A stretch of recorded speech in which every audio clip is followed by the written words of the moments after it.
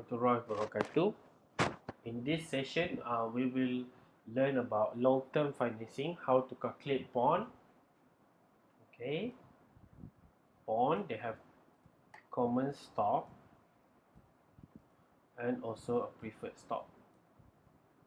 Alright, so first we will look at on the first alternative. You will see that is a 10% compound interest of 10 years, 10% coupon interest, 10 years for the period, and market price bond is 950, and flotation cost is 4% per value, right? Flotation cost, okay, and it costs you 100,000 for the is 1,000 for the par value of the bond. So corporate tax is 24%.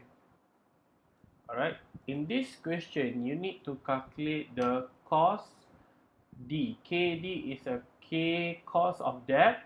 Okay, KD is cost of debt after tax. So this is your ultimate answer. Alright, so because you need to calculate cost of debt, of course it will be in a percentage. Alright, so we extract first the first information. So coupon interest 10%, number of period is 10 years. Okay, coupon interest is for PMT. Alright, and then the number of period, it could be N. Okay, PV market price minus a flotation cost. Okay, the market price is a present value, what is selling now. However, this bond have a flotation cost is 4% out of 1,000. So the flotation cost is RM 1,000.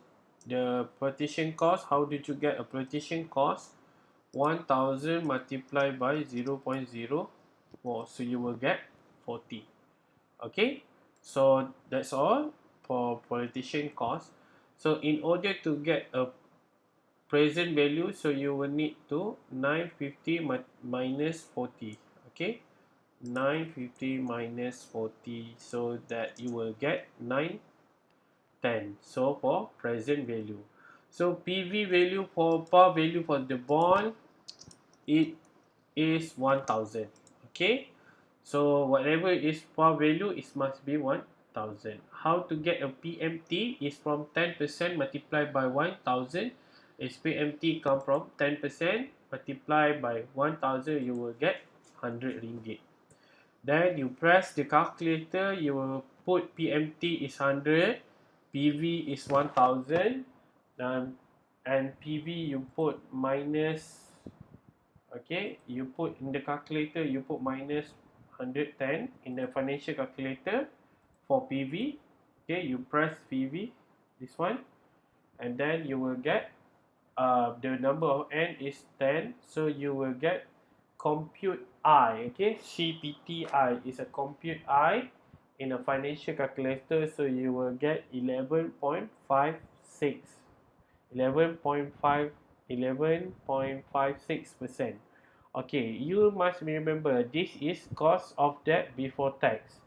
So we need to minus after tax. So the tax is 24%. So 11.56 is 1 minus 0.2. Okay, 0.24. So you will get 8.79%. That is a cost after debt tax. Okay, if you give this answer, you'll be wrong. So if you want to get a full mark, so you need to give cost of debt after tax. Alright, so that's all for bond. So you need to have a basic in